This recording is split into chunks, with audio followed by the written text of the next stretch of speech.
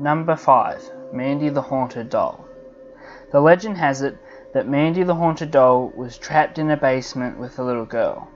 The girl died, and supposedly her spirit became trapped in the doll. Many years after this happened, the doll was found in the basement after hearing a child crying. When they found it, the doll was crying tears of blood. Now, Mandy is located in Quesnel Museum in British Columbia. She's an antique porcelain doll, and she's over 90 years old. She was made around the early 1900s, supposedly in Germany or England.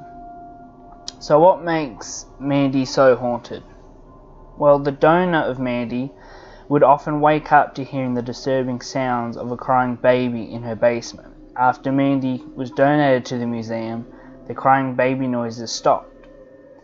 Mandy was caused lots of problems in the museum. Staff lunches have gone missing, objects such as pens and books and pictures would mysteriously go missing.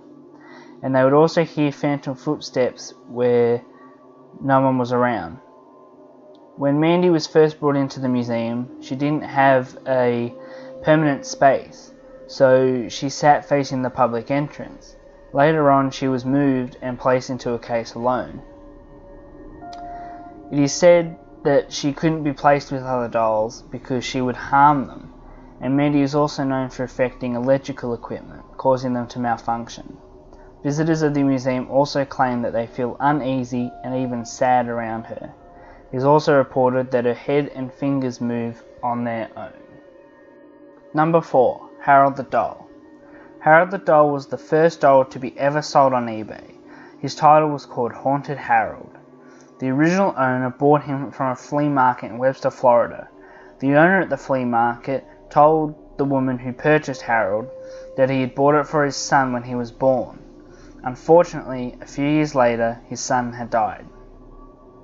The man of the flea market came running up to the woman who purchased Harold to warn her about an eerie presence that the doll brought into the house after his son died.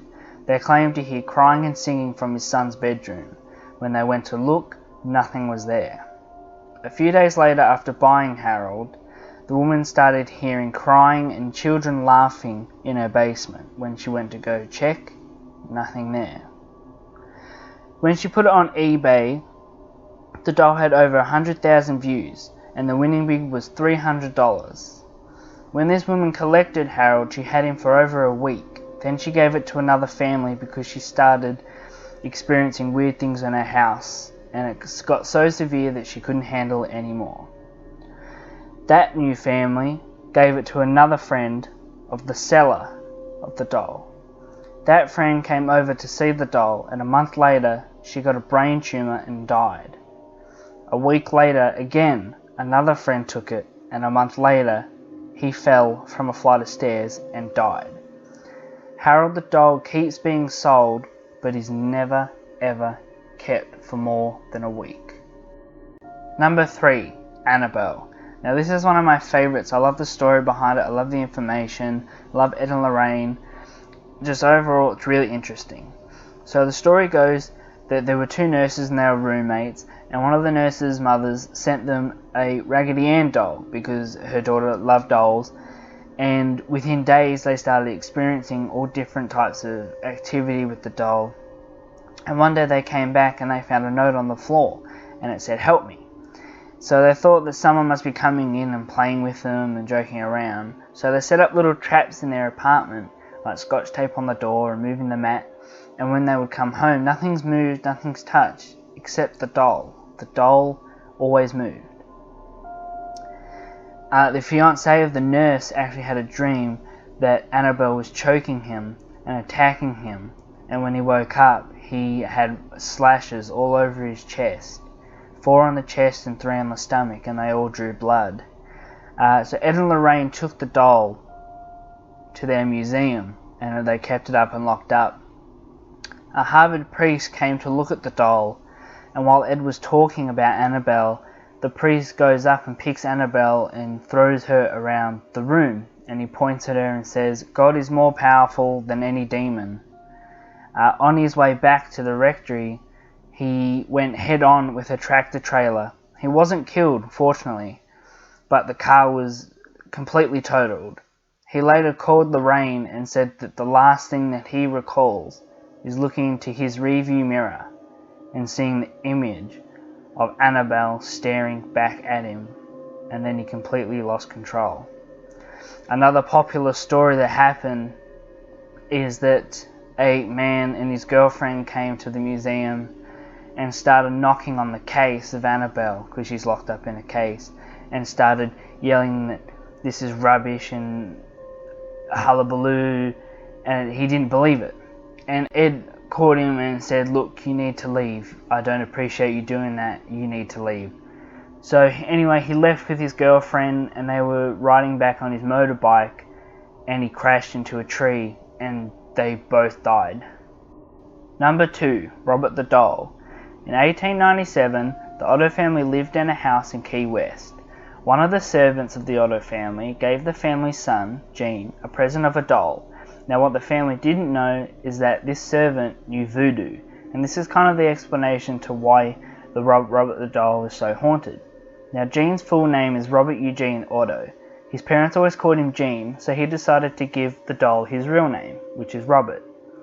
And neighbours claimed to see Robert moving about in the house from window to window when they were out, and when the Otto family was in their house, Gene always kept on blaming Robert for mishaps that would occur, and they also claimed to hear Robert giggle and see him running through the house.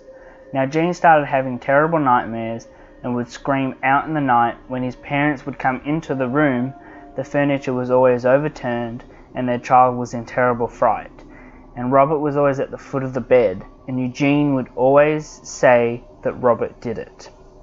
Now the doll was eventually put in the attic, and when visitors would come into the house, they could always hear something walking back and forth in the attic, and strange giggling sounds, and no one ever wanted to stay in the house anymore. Gene died in 1972, and the house was sold to a new family. The 10-year-old daughter of the new family was quick to find Robert still in the attic, and it wasn't long after that Robert unleashed his displeasure on the child. This little girl claimed that Robert would torture her and made her life a living hell. 30 years later, she claimed that the doll was alive and tried to kill her.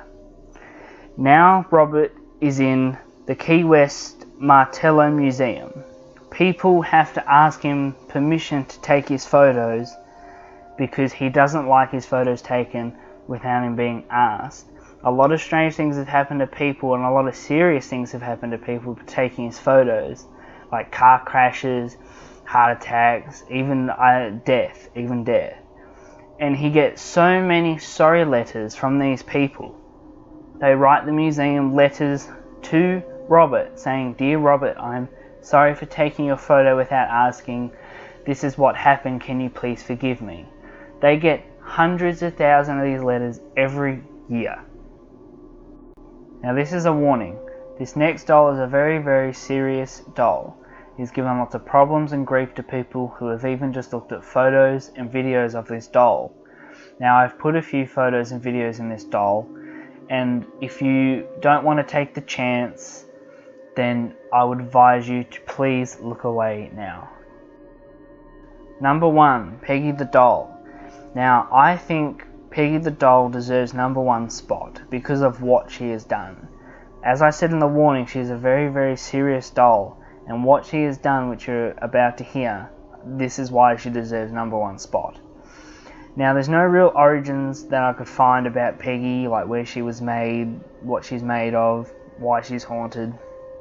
But the original owner of Peggy, was suffering chronic sickness, and she blamed it on the doll. And so she sent it to a paranormal investigator called Jane Harris. And Jane runs a business called Haunted Dolls, and it's located in Shrewsbury. Not long after pictures went up online of Peggy, people from all over the world started reporting strange things like unexplained headaches or temperature changes, even electrical problems with their computers, their TVs, their phones, simply by just looking at pictures of Peggy. Now when Jane Harris posted a video of Peggy online, 80 viewers reported to suffer severe chest pains, nausea, and crippling headaches. One woman who wants to stay anonymous, even suffered a heart attack during watching the video of Jane and Peggy in the car. Now what I'm about to show you is a video of Jane and Peggy, and some weird stuff happens in there. And again, I give a warning, if you do not want to take the risk of suffering anything, then please look away now. What I've been doing with Peggy down here is putting some of these points to comments that I've had from some of you, very strong feelings that you've had about her, because there's been some real similarities from a lot of you, and things that have been repeated quite a bit. So these are things that I want to ask her. So I'll ask her now while we're filming, and we'll see what kind of responses we get. Right, Peggy, a lot of people have said that when looking at your photo, that they feel a sense of sadness and a sense of loss. Would that be accurate at all? Peggy, are you sad, or are you angry with anyone?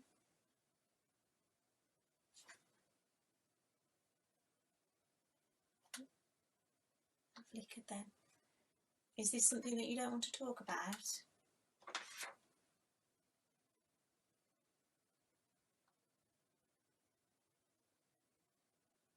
Peggy, are you still here?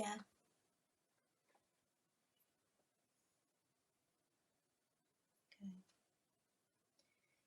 Peggy, some people have said that you don't like being posed. You don't like wearing a pretty white dress, and you don't like being posed next to a doll's house. Is that correct? Can you make the K2 light up for me to let me know how you feel?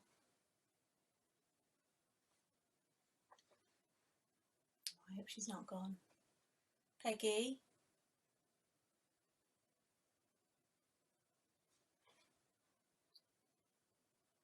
Peggy, can you let me know that you're still here?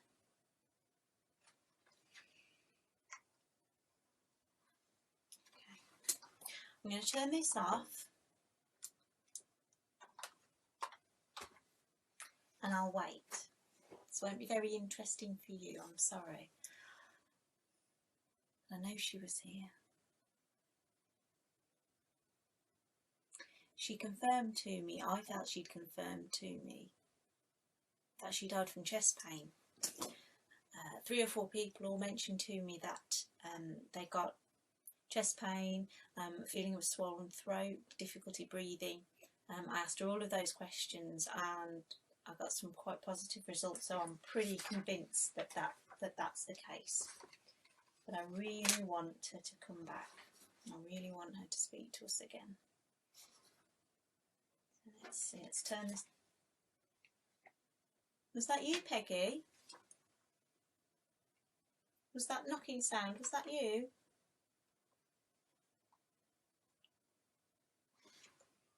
Do you not like this K2 meter very much? She's been using it actually fine. She hasn't minded, but it seems that maybe she does mind at the moment. Oh dear. Peggy, are you still with me? Yeah. Okay. Are you happy for me to continue asking you questions?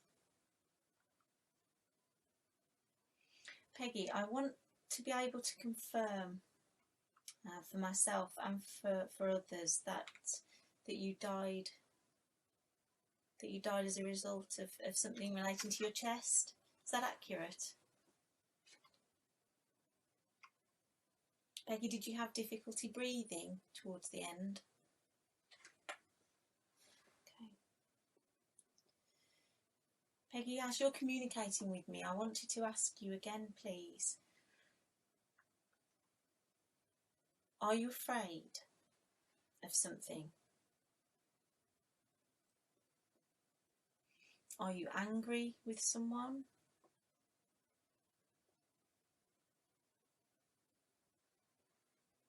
You're angry with someone. Is it someone that hurt you?